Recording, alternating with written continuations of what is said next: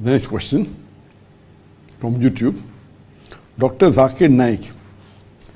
If Allah knows the future and knows what we will do and life is a test, why is it considered a test since He already knows the outcome? That's a very good question. That if Allah is ilm-e ghaib, He has knowledge of the future.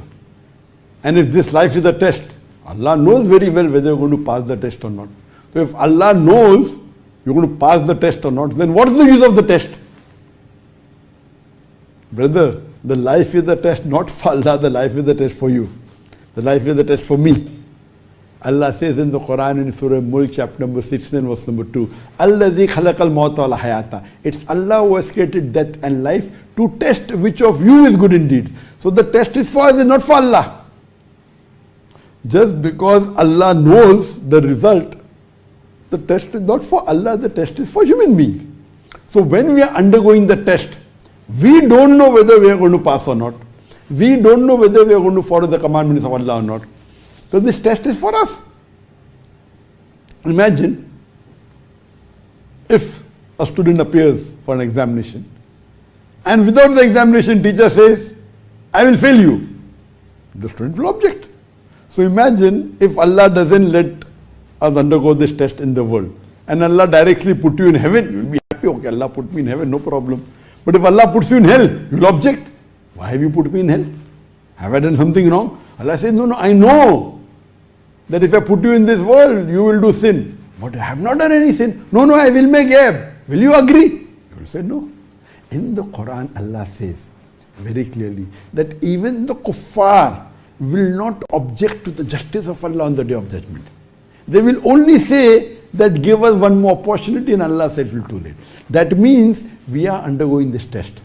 On the day of judgment, in Akhirah, our organs will be our witness. Our eyes will be our witness. Our ears will be our witness. Our hands will be our witness. So on the day of judgment, when we have led this life and when we die and when we resurrected, no one will object to the mercy of Allah. So Allah is not undergoing the test. We are undergoing the test. Allah is in my gap. Allah says in the Quran that when a person is born, the fatir, that the destiny is wound around his neck. Allah knows. Allah is in my gap. But the test is not for Allah. The test is for us. Whether are we obeying the commandment of Allah or not. So, just because Allah knows the result, that does not mean that what is the use of the test. The test is for us. And if we pass the test, if we follow the commandments of Allah subhanahu wa ta'ala, if we follow the Quran and the Sahih Hadith, inshallah we'll go to Jannah. And there are levels in Jannah. Jannah is there, Jannah al-Firdaus is there, Jannah al-Firdaus al-Ala is there. So all these, depending upon how well you fare, you will get a reward. If you fail, you will go to hell. So the test is for the human being. And secondly, if you read the Quran, in several places Allah says that we said to the angels, bow down. All bow down except Iblis. Iblis was among the disobedient. Then Allah punishes him. Then Iblis requests Allah, mentioned in Surah Baqarah, that please give me respite. Respite means delay by punishment. And if you give me respite, I will surely misguide your servants. Allah replies, those who are my servants, you will never be able to misguide them.